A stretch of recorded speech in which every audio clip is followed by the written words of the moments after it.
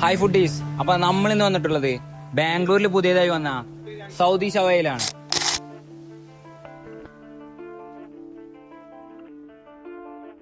അധികം മസാല ഒന്നും ഇല്ലാത്ത ഒരു ടൈപ്പ് ഓഫ് ഷവായാണ് ഇവിടെ വരുന്നത്. ഇതിൽ കണ്ടങ്ങൾക്ക് മനസ്സിലാവും, വല്ലാതെ മസാലയിൽ ഇറങ്ങി കുളിക്കാതെ ആവശ്യത്തിന് മസാല ഉള്ള ഒരു ഷവായ.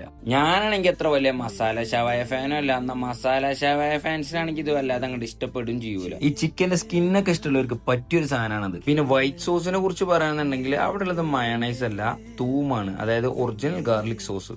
റൈസിനെ കുറിച്ച് പറയുകയാണെന്നുണ്ടെങ്കിൽ പലരും ഈ റൈസ് കമ്പയർ ചെയ്യുന്നത് മന്തിനെ വെച്ചാണ്. ഒരിക്കലും അഫ്ഗാനി റൈസിന് യമനി മന്തി ടേസ്റ്റ് ആവൂല.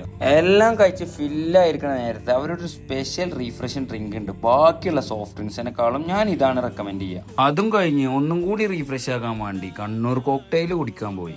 പല സ്ഥലത്തും പേരിന് കണ്ണൂർ കോക്ടെയിൽ എന്നുണ്ടെങ്കിലും ഇതാണ് ഒറിജിനൽ കണ്ണൂർ കോക്ടെയിൽ.